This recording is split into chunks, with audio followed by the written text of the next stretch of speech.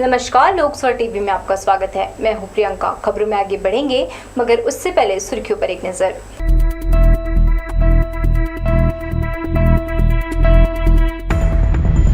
अब मालगाड़ी हुई बेपटरी, बिलासपुर स्टेशन के पास हुए हादसे की जांच शुरू। प्रेम त्रिकोण में गई छात्र की जान, अंधे कत्ल की गुत्थी पुलिस ने सुलझाई, आरोपी गिरफ्तार। सुप्रीम कोर्ट में न्यायमूर्ति बनाए जाने पर बार एसोसिएशन ने किया जस्टिस प्रशांत मिश्रा का सम्मान, अभिभूत हुए जस्टिस मिश्रा। और तीरंदाजी का प्रशिक्षण ले रहे बाल खिलाड़ियों से रेलवे को है उम्मीद, विश्व स्तरीय महिला खिलाड़ी दे रही प्रशिक्षण। तो ये थी सुर्खियां, अब खबरें विस्तार से। शुक्रवार को एक बड़ा हादसा टल गया। बिलासपुर स्टेशन से जा रही मालगाड़ी की एक बोगी चुचुहियापारा फाटक के पास बेपटरी हो गई। हादसे में रेलवे संपत्ति को बड़ा नुकसान पहुंचा है। अधिकारी ज्वाइंट रिपोर्ट आने के बाद हादसे की पूरी वजह बताने की बात कह रहे हैं।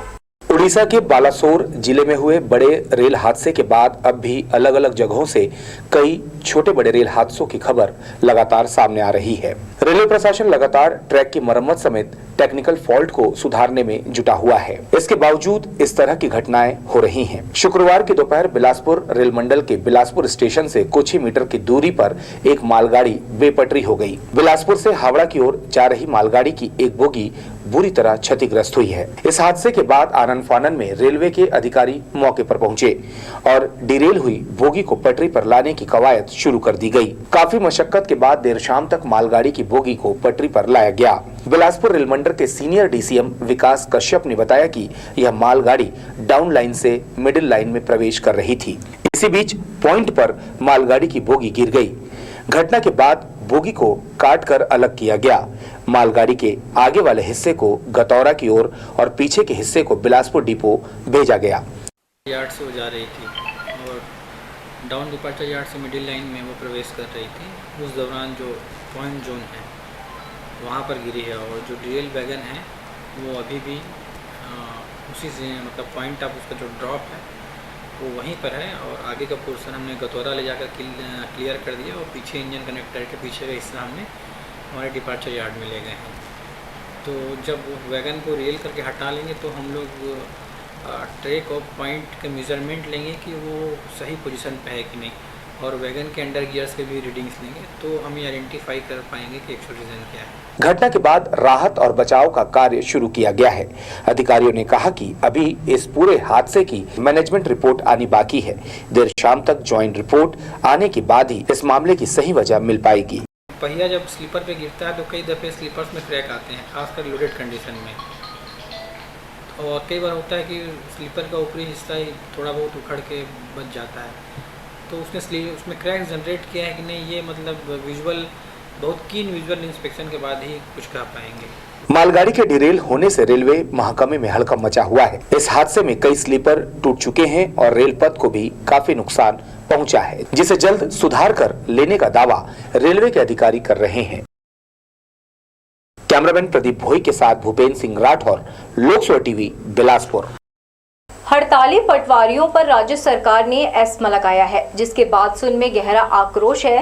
प्रदर्शनकारी ज्यादा आक्रामक हो गए हैं। धरना स्थल पर पहले से ज्यादा भीड़ दिखाई दे रही है। मुंगेली में महिला पटवारियों ने मेहंदी से टिप्पणी लिखकर प्रदर्शन किया। उन्होंने बताया कि वर्ष 2020 में राजस्व मंत्री के आश्वासन पर आंदोलन वापस लिया था, जिसे आज तक पूरा नहीं किया है। इससे सबक लेकर पटवारी संघ मांगे पूरा होने तक आंदोलन जारी रखेगा। अलग अलग संगठन पटवारियों के आंदोलन को समर्थन दे रहे हैं। सरकार के द्वारा न तो हमारे से किसी प्रकार का कोई वार्तालाप किया गया और न ही हमारी जायज़ मांगों पर विचार किया गया। 8 सूत्री मांगों को लेकर हम लोग लगातार संघर्ष कर रहे हैं और अभी 7 तारीख को सरकार की दमनकारी नीति अपनाते हुए हमारे संघर्ष को कुचलने का प्रयास किया जा रहा है। एस्मा लागू किया गया है छत्तीसगढ़ प्रदेश में, जिसका मैं कड़ी निंदा करता हूँ, घोर निंदा करता हूँ। सरकार हमारे जायज़ मांगों के ऊपर विचार करने के बजाय हमारे आंदोलन को दबाने का प्रयास किया जा रहा है। यह आंदोलन सरकार के द्वारा प्रायोजित है। इसके पहले 12 सूत्री मांगों को लेकर हम लोगों ने आंदोलन किया था, 14 सूत्री को लेकर, जिस पर हम लोग 12 दिन अनिश्चितकालीन आंदोलन पर रहे। उसमें ढेर सारे करीब 100 संगठन के लोग थे, जिसमें वेतन विसंगति एक महत्वपूर्ण मुद्दा था, जिसमें अलग अलग केडर की वेतन विसंगतियाँ थी। संविदा में नियुक्त कर्मचारियों के नियमितीकरण के मुद्दे थे। ये सारे मुद्दे थे जिसको लेकर हम लोग बैठे। संघ एवं जिला सहकारी संघ के लिए आज जो अनिश्चितकालीन अनवरत हमारे भाई बहनें यहाँ उपस्थित हैं, जो तपती धूप में अपने मांगों को लेकर यहाँ अनिश्चितकालीन हड़ताल पर बैठे हैं और भारतीय जनता पार्टी एक कार्यकर्ता एवं भारतीय जनता पार्टी महिला मोर्चा आज समर्थन करती है। हम इनकी हक की लड़ाई के लिए सड़क से सदन तक जाएंगे और अंतिम सांस तक लड़ाई लड़ेंगे। गुरुवार शुक्रवार की दरमियानी रात रायपुर मुख्य मार्ग पर 2 ट्रकों की भिड़ंत हो गई। टक्कर इतनी जबरदस्त थी कि एक ट्रक का चालक घायल अवस्था में कैबिन में बुरी तरह फंस गया। घटना की जानकारी मिलते ही मौके पर पहुंची पुलिस की टीम ने कड़ी मशक्कत के बाद घायल को कैबिन से बाहर निकाला और उसे उपचार के लिए सिम्स में दाखिल कराया। यहाँ उपचार के दौरान शुक्रवार को उसकी मौत हो गई। परिजनों का आरोप है कि उचित उपचार नहीं मिलने से उसकी मौत हुई है। परिजनों ने सिम्स के चिकित्सकों पर गंभीर आरोप लगाया है। उनका कहना है कि ट्रेनी डॉक्टर और नर्स के भरोसे मरीजों को छोड़ दिया जाता है। मृतक सुजीत भुरू श्रीवास का प्राथमिक उपचार करना छोड़कर चिकित्सक अपने में मगन थे। परिजनों का यह भी आरोप है कि हो हंगामे के बाद वहां बैठे चिकित्सकों ने घायल सुजीत भुरू श्रीवास का इलाज शुरू किया। तब तक काफी देर हो चुकी थी। सिम्स प्रबंधन की इस लापरवाही को लेकर परिजनों में काफी आक्रोश है।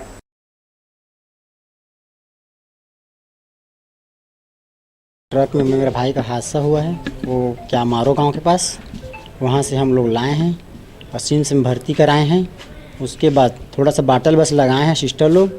2 घंटे में टाँका लगाए हैं वो लोग, एक्सपेरिमेंट कर रहे थे वो लोग। उनका हाथ भी हिल रहा था। उसके बाद छोड़ दिए टाँका लगा के। उसके बाद अपने बैठ के गप्पे मार रहे थे वो लोग। मैं बाटल लगाने के लिए बुलाया तो भी नहीं आए वो लोग। आधा घंटा बाद आए तो आधा बाटल बचा था, उसको लगाए। और एक उसका मित्र था, उसका बाटल तो लगा ही नहीं थे। वो बोला तो सिस्टर आएंगे तो लगाएंगे। मैं 4 बार गया 5 बार गया लेकिन आए ही नहीं। लास्ट में आए, लास्ट टाइम सुबह टाइम तो लगाए। उसको भी आधा ही नहीं हुआ था उसका बाटल। बस इतना है और लापरवाही बहुत हुआ है डॉक्टर लोग की। कल रात को 8 बजे मेरा भाई सुजीत कुमार का एक्सीडेंट हो गया नारायणपुर के पास। मेरे को ये सूचना मिला ट्रक में एक्सीडेंट हुआ है 2 ट्रक के बीच। तो ये फंसा हुआ था लगभग 3 घंटा तक और उसको निकाले हैं। निकालने के बाद वहाँ से एम्बुलेंस में बिलासपुर सिम्स लाए हैं। सिम्स लाने के बाद यहाँ फर्स्ट एड इलाज के लिए और भर्ती कराए हैं। भर्ती कराने के बाद डॉक्टर आया, देखे, एक्सरे के लिए भेजे, सीटी स्कैन कराए। उसके बाद वो बात भी कर रहा था, सुबह तक बात किया है। और जो यहाँ पर थे उपस्थित, जाते थे बुलाने के लिए नर्स लोग को कि ऐसा ऐसा कंडीशन, और पानी भी मांग रहे थे, पानी तो दिए नहीं। और क्या बोलते हैं, डॉक्टर तो एक बार आए, देख के चले गए। पूरा ब्लड लगा हुआ है, बह रहा है, वो कुछ इलाज फर्स्ट एज इलाज ही नहीं हुआ। अगर ऐसा था तो उनको रिफ़र कर देना था कहीं दूसरे जगह। और इसमें पूरा मैं तो कहता हूँ कि डॉक्टर की पूरा लापरवाही है, उन पर उचित कार्रवाई किया जाए। जिला पंचायत सभाकक्ष में शुक्रवार को कृषि स्थायी समिति की बैठक हुई। सभापति राजेश्वर भार्गव की अध्यक्षता में कृषि उद्यान विभाग अंतर्गत खरीफ फसल की तैयारी को लेकर विस्तार पूर्वक चर्चा की गई। बैठक में पशुपालन विभाग के विभिन्न योजनाओं, वर्षा जनित पशु रोग की रोकथाम, सिंचाई, विद्युत विभाग और क्रीड़ा में किए जा रहे कार्यों की समीक्षा की गई। साथ ही अन्य विभागों में जारी योजनाओं के संबंध में रायशुमारी की गई। जिला पंचायत अध्यक्ष अरुण सिंह चौहान, सभापति राजेश्वर भार्गव, अंकित गौरहा, मीनू सुमंत यादव समेत अधिकारी कर्मचारी इस दौरान मौजूद रहे। गुम्बर पेट्रोल पंप के सामने पाए गए युवक की लाश की गुत्थी पुलिस ने सुलझा ली है। सूरजपुर निवासी यश साहू बिलासपुर में रहकर प्रतियोगी परीक्षा की तैयारी कर रहा था। प्रेम त्रिकोण के इस मामले में जघन्य हत्या का पर्दाफाश सिरगिट्टी पुलिस और एसएसयू की संयुक्त टीम ने किया। 3 दिन पहले यानी 6 जून की दोपहर गुम्बर पेट्रोल पंप के पास एक युवक की लाश मिलने के मामले में सिरगिट्टी पुलिस ने 3 आरोपियों को गिरफ्तार किया है। शुक्रवार को अतिरिक्त पुलिस अधीक्षक राजेंद्र जायसवाल ने मामले का खुलासा करते हुए बताया कि मृतक यश साहू की हत्या प्रेम प्रसंग के चलते हुई थी। आरोपी राहुल रामदेव ने यश साहू को प्रेमिका से दूर रहने की चेतावनी दिया था, लेकिन इस बात को उसने नहीं माना। आरोपी राहुल रामदेव 6 जून को कोचिंग संस्था पहुंचा। इस दौरान उसने यश साहू और प्रेमिका को एक साथ देखकर आग बबूला हो गया। राहुल की प्रेमिका के साथ नोकझोंक भी हुई। इसके बाद यश साहू को सबक सिखाने और मारने के लिए प्लान तैयार किया गया। पतासाजी के दौरान मंगला चौक स्थित कोचिंग इंस्टीट्यूट के सीसीटीवी कैमरा समेत शहर के लगभग 200 अलग अलग स्थानों में फुटेज को खंगाला गया। इसी दौरान जानकारी मिली कि मृतक का चकरभाटा क्षेत्र की रहने वाली एक युवती से प्रेम संबंध था। युवती का प्रेम संबंध चकरभाटा निवासी राहुल नामदेव से चल रहा था। राहुल नामदेव आए दिन प्रेमिका पर नजर रखने कोचिंग संस्था के आसपास दिखाई देता था। तकनीकी साक्ष्य और अन्य परिस्थिति जो साक्ष्य मिले उसके आधार पर जो मृतक के जो हत्यारा है राहुल नामदेव, उसकी पहचान हुई तथा उसके अन्य साथियों की पहचान हुई, जिन्होंने इस मामले में जो मृतक युवक है यश साहू, उसको बुलाकर मारपीट किया तथा मारपीट बहुत ज़्यादा करने के पश्चात उसको छोड़ दिया और कुछ देर बाद उस युवक की मौत हो गई। पुलिस की पूछताछ में आरोपी राहुल नामदेव ने बताया कि यश साहू को कोचिंग संस्था से बुलाकर स्कूटी पर बैठाकर मारपीट करते हुए चकरभाटा ले गया। चकरभाटा नयापाड़ा के एक बंद ढाबे में यश साहू की बेरहमी से पिटाई की गई। अन्य साथी विनय सांडिल्य और उमेश वर्मा को भी लाठी डंडा देकर ढाबे में बुलाया गया था। इसके बाद तीनों मिलकर यश साहू को बेरहमी से पीटते रहे, जिससे यश साहू अधमरा हो गया। राहुल नामदेव हत्या के जुर्म से बचने के लिए यश साहू को अधमरा हालत में स्कूटी में बैठाकर चकरभाटा हाई कोर्ट मोड़ के पास लेकर गया और एक ऑटो में बैठाकर यश साहू को भेज दिया। बाद में शव गुंबर चौक सिरगिट्टी के पास मिला। इस मामले में जो आरोपी युवक है उसका एक लड़की के साथ प्रेम संबंध था, जिसके जो मृतक युवक है वो भी उससे बात करता था, जिसके कारण जो मुख्य आरोपी है राहुल नामदेव, वो इन बातों को पसंद नहीं कर रहा था और उसके द्वारा इसी आधार पर जो मृतक है उसको बुला के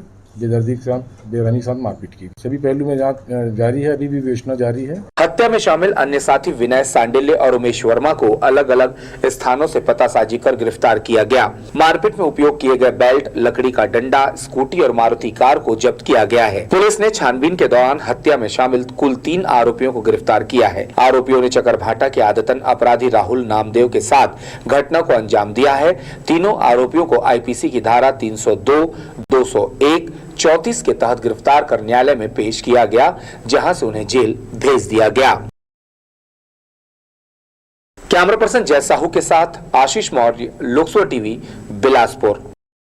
शादी का झांसा देकर युवती से अनाचार करने वाले युवक को सिविल लाइन पुलिस ने गिरफ्तार किया है। जानकारी के अनुसार शादी का प्रलोभन देकर आरोपी युवती का दैहिक शोषण कर रहा था। आरोपी आकाश राठौर अमेरी का रहने वाला बताया जा रहा है। उसके खिलाफ धारा 376 के तहत कार्यवाही की गई है। युवती के द्वारा रिपोर्ट दर्ज कराया गया था कि उनके साथ में कुछ वर्षों से एक उन्हीं के साथ काम करने वाला एक आकाश राठौर नाम का लड़का, उसके द्वारा उसको शादी के प्रलोभन दे के उसके साथ अनाचार किया गया है। तत्काल उनकी रिपोर्ट पर 376 भारतीय दंड संहिता के तहत अपराध पंजीबद्ध किया गया और आरोपी को तत्काल तलब करके या उसको रेड करके पकड़ा गया है। उसके बाद उसको न्यायिक रिमांड पर भेजा जा रहा है। शासकीय स्कूलों में पढ़ने वाले विद्यार्थियों को मुफ्त गणवेश और किताबें उपलब्ध कराने तैयारी पूरी कर ली गई है। शासन से मिले गणवेश और किताबों का वितरण 16 जून को सत्र प्रारंभ होने पर स्कूलों से किया जाएगा। इसके लिए जिला शिक्षा विभाग ने सभी विकासखंड शिक्षा अधिकारियों के माध्यम से संकुल केंद्रों को नई किताबें और गणवेश भिजवा दिया है। इसी तरह 9वीं कक्षा में अध्ययनरत छात्राओं को साइकिल का वितरण भी योजना के तहत किया जाना है। सत्र 16 जून से प्रारंभ हो रहा है। उसके पहले जो जर्जर भवन थे हमारे स्कूलों में, ऐसे 1470 भवनों का चिन्हांकन करके उसमें रिनोवेशन का काम चल रहा है और छोटे मोटे काम जहाँ पर है वहाँ पर अपन कोशिश कर रहे हैं कि 16 जून से पहले ही हो जाए। पुस्तक शासन से प्राप्त हो चुका है, पाठ्य पुस्तक निगम से गणवेश का एक सेट प्राप्त हो चुका है, साइकिल भी आना प्रारंभ हो गया है, बंटना भी शुरू हो गया है स्कूलों को। 16 जून से जब स्कूल खुलेगा तो पुस्तक, गणवेश और साइकिल भी बांटने की प्रक्रिया शुरू हो जाएगी। यूथ कांग्रेस के दो पक्षों में हुई मारपीट के बाद इस लड़ाई को सामाजिक रंग दे दिया गया है। मस्तूरी यूथ कांग्रेस के उपाध्यक्ष विश्वजीत अनंत को हमले में गंभीर चोटें आई हैं। अनुसूचित जाति संगठन ने विरोध में नेहरू चौक पर धरना दिया और दोषियों के विरुद्ध कार्यवाही की मांग की है। इनका कहना है द्वेषपूर्ण हमला किया, इसके बाद दबाव में आकर पुलिस ने उल्टे पीड़ित के खिलाफ कार्यवाही की है। मामले की उच्च स्तरीय जांच की मांग अनुसूचित जाति वर्ग ने प्रशासन से की है। इस दौरान यहां पुलिस का कड़ा पहरा रहा। सुप्रीम कोर्ट के नवनियुक्त जस्टिस प्रशांत कुमार मिश्रा का जिला अधिवक्ता संघ ने अभिनंदन किया। समारोह का आयोजन लखीराम ऑडिटोरियम में किया गया। यहां छत्तीसगढ़ हाई कोर्ट के माननीय न्यायाधीश और बार एसोसिएशन के सदस्य मौजूद थे।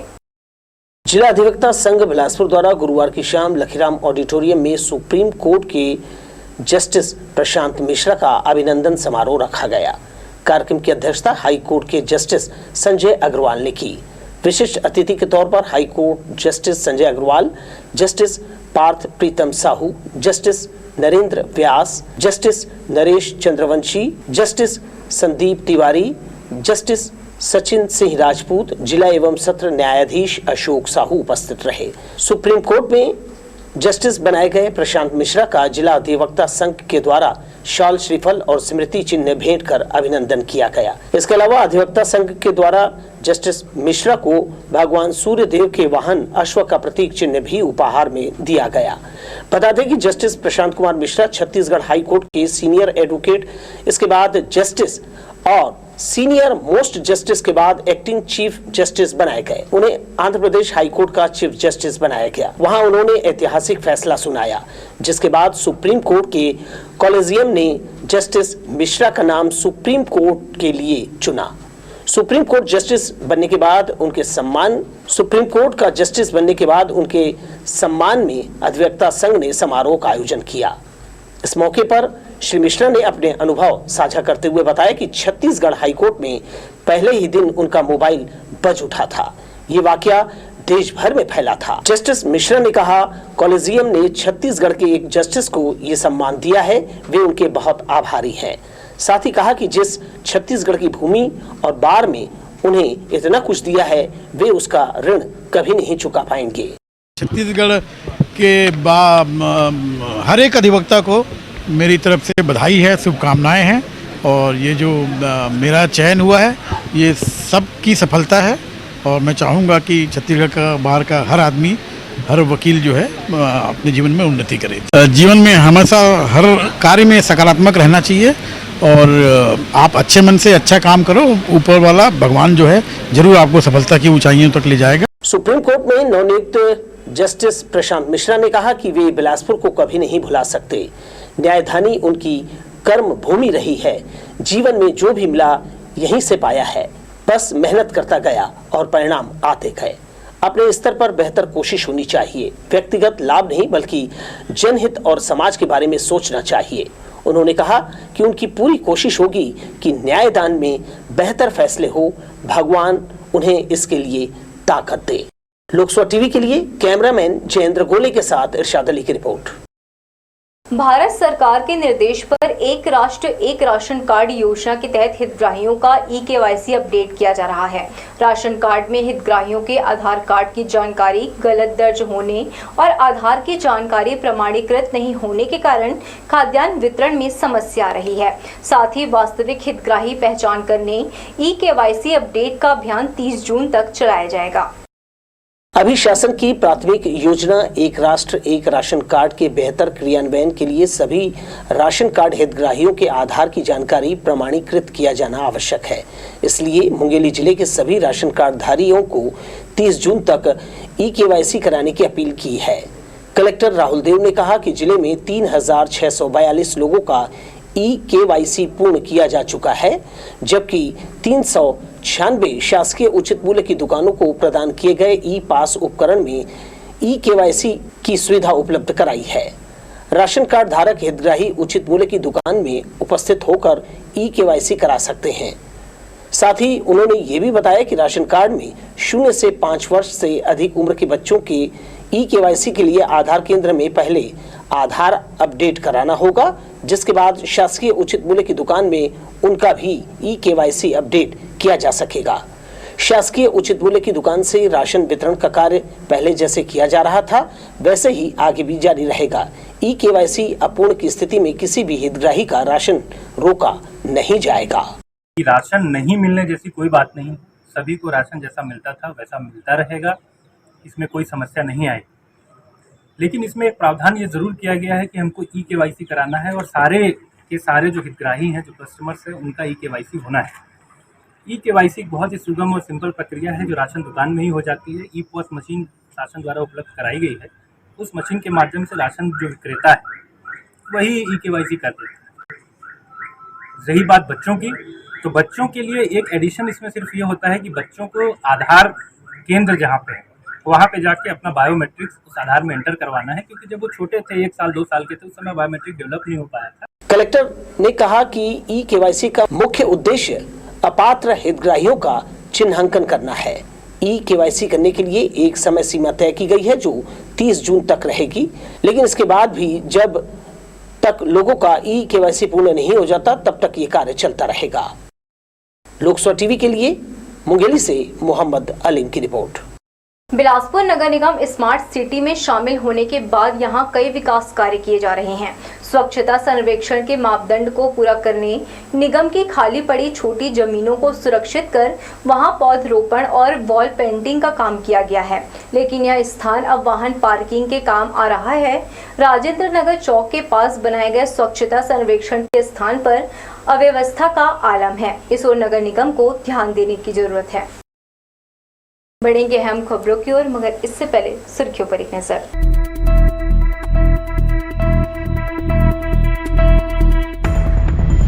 अब मालगाड़ी हुई बेपटरी, बिलासपुर स्टेशन के पास हुए हादसे की जांच शुरू।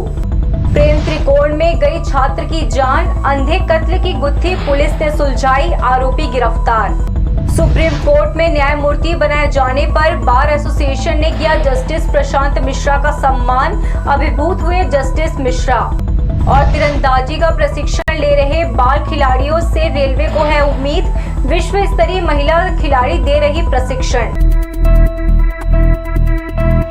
रेलवे ने बच्चों के लिए तीरंदाजी प्रशिक्षण कैंप लगाया है, जहां विश्व स्तरीय महिला खिलाड़ी आर्चरी से उनका परिचय करा रही है। इस खेल को विकसित कर नए खिलाड़ी तैयार करना कैंप का मकसद है। आधुनिक तीर कमान यानी आर्चरी पर लक्ष्य साधना कठिन काम है, परंतु ये बचपन से सिखाया जाए तो आगे चलकर वो तीरंदाज बन सकते हैं। इस मकसद से रेलवे ने तीरंदाजी प्रशिक्षण कैंप लगाया है, जहां 12 बालक बालिकाएं टारगेट पर निशाना साधना सीख रहे हैं। इनकी प्रशिक्षक विश्व स्तरीय तीरंदाज टी सकरो राव ने बताया कि एससीसीआर का उद्देश्य है तीरंदाजी के क्षेत्र में नई पौध तैयार की जाए, जिससे रेलवे ही नहीं प्रदेश और देश का नाम विश्व स्तर पर इस खेल से भी पहचाना जाए। इस खेल की बारीकियां सीख रहे बच्चों में उत्साह है। अपना छत्तीसगढ़ में कभी डेवलपमेंट इतना है नहीं, बिलासपुर में भी इतना नहीं है, तो हम लोग चाहते हैं कि रेलवे तरफ से कि बच्चे डेवलप हों। उस वजह से हम लोग क्या समर कैंप चालू किए हैं और यहाँ बच्चे ऐसे आते हैं, 12 बच्चे हैं, बट अभी थोड़ा सा समर कैंप बंद होने वाली है बोल के बच्चे इधर उधर होंगे, बाकी प्लेयर्स आते हैं पूरा। इस वजह से यहाँ कैंप लगी हुई है आर्चरी की। इन्हें हाल ही में भारतीय रेलवे आर्चरी गर्ल्स टीम का कोच बनाया है। एशियन सिल्वर मेडलिस्ट टी सकरो राव बच्चों की लगन देखकर आशान्वित हैं। उन्हें भरोसा है कि कड़ी मेहनत और धैर्य से सीख कर बच्चे तीरंदाजी के अच्छे खिलाड़ी बन सकते हैं। 15 जून तक प्रशिक्षण कैंप चलाया जाएगा। कैमरामैन जय साहू के साथ दिलीप जगवानी, लोकसभा टीवी, बिलासपुर। रंगारंग सांस्कृतिक प्रस्तुति के बीच छात्रों को नर्सिंग सर्टिफिकेट प्रदान किया गया। विश्वास सोशल वेलफेयर सोसाइटी के सहयोग से शहर और ग्रामीण युवाओं को कौशल शिक्षा देकर रोजगार उपलब्ध कराया जाता है। प्रार्थना सभागार में हुए कार्यक्रम में अतिथियों ने संस्था के कार्य की प्रशंसा करते हुए युवाओं को बधाई दी। संस्था प्रमुख संध्या चंद्रसेन ने अतिथियों का स्वागत किया।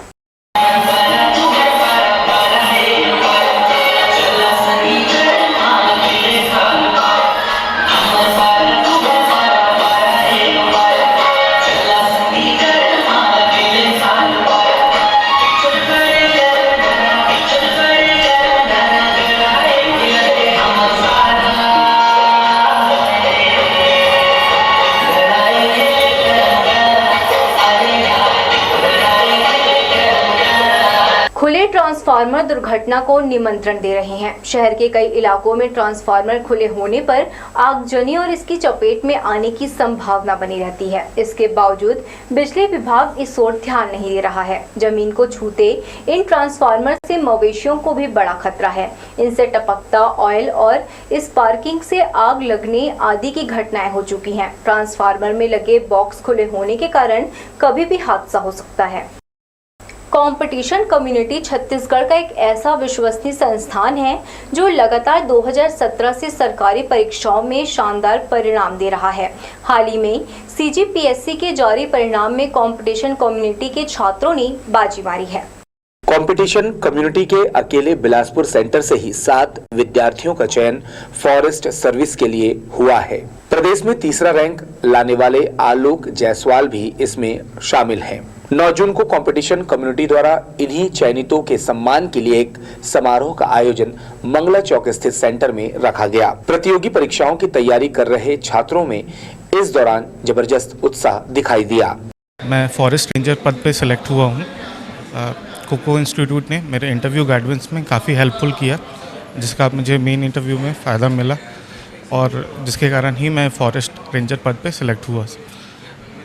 इसके लिए मैं कोको इंस्टीट्यूट का धन्यवाद करता हूँ। मैं रेंज फॉरेस्ट ऑफिसर के पद पर चयनित हुई हूँ और कंपटीशन कम्युनिटी ने मेरी सफलता में बहुत अधिक योगदान दिया।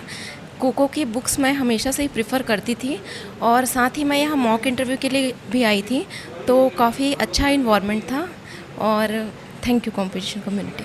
ACF 2020 में कंपटीशन कम्युनिटी के कुछ चयनित विद्यार्थी जिन्होंने इस समारोह में हिस्सा लिया, उनमें लक्ष्मीकांत बंजारे रैंक 132, पूजा यादव रैंक 162, दिशा पांडे रैंक 150वें स्थान पर रहे। प्रिपरेशन में लगे छात्रों ने अपने CGPSC कैरियर को लेकर तमाम तरह के प्रश्न चयनित विद्यार्थियों से पूछे और उन्हें संवाद का मौका मिला।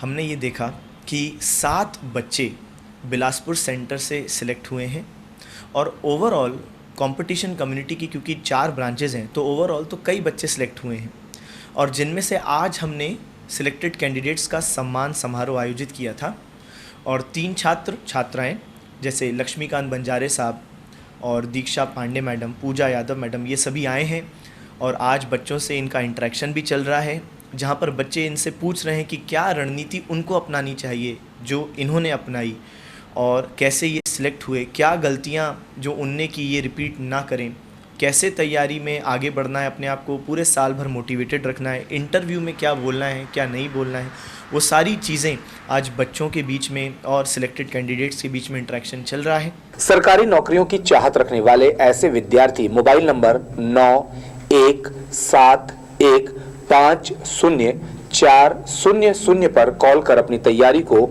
और अच्छी तरह कर सकते हैं। कैमरा पर्सन जय साहू के साथ इरशाद अली, लोक स्वर TV, Bilaspur. Bilaspur railway station के ऊपर लगे स्टेशन के नाम का पुराने साइन बोर्ड को बदलने का काम किया जा रहा है। बिलासपुर जंक्शन लिखा हुआ साइन बोर्ड काफी पुराना और खराब हो गया था। इसे बदलकर बड़े अक्षरों में लिखा आकर्षक डिजिटल साइन बोर्ड लगाया जा रहा है। गेट नंबर 3 के पास 2 स्थानों पर बोर्ड लगाया जा रहा है। इससे स्टेशन का नया स्वरूप यात्रियों को दिखाई देगा। यात्रियों से गुलजार रहने वाला बिलासपुर रेलवे स्टेशन शुक्रवार को सूना दिखाई दिया।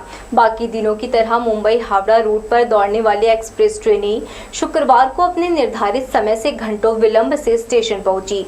इससे यात्रियों को कई तरह की परेशानियों का सामना करना पड़ा। सुबह 10 बजे तक स्टेशन में चहल पहल रही। इसके बाद स्टेशन का सूनापन बढ़ता गया। एक छोर से दूसरे छोर तक प्लेटफॉर्म खाली दिखाई दिया। दरअसल भीषण गर्मी और ट्रेनों की बिगड़ी चाल की वजह से यह स्थिति निर्मित हुई है। पुराना बस स्टैंड शराब दुकान के पास अवैध चखना सेंटर में रखे गैस सिलेंडर में आग लगने से हड़कंप मच गया। आनन फानन में लोगों ने पानी डालकर आग पर काबू पाया। हम आपको बता दें कि चखना दुकान में काम के दौरान गैस रिसाव होने लगा, जिससे सिलेंडर में आग लग गई और देखते ही देखते आसपास खड़े वाहन में आग लग गई। घटना की जानकारी पुलिस कंट्रोल रूम को दी गई। दमकल के यहां पहुंचने से पहले ही आग पर काबू पा लिया गया। तो तो ये थी हमारी लोकसभा टीवी की तमाम खबरें। अगले बुलेटिन में आपसे फिर होगी मुलाकात। तब तक के लिए पूरी टीम के साथ प्रियंका को दीजिए इजाजत। नमस्कार।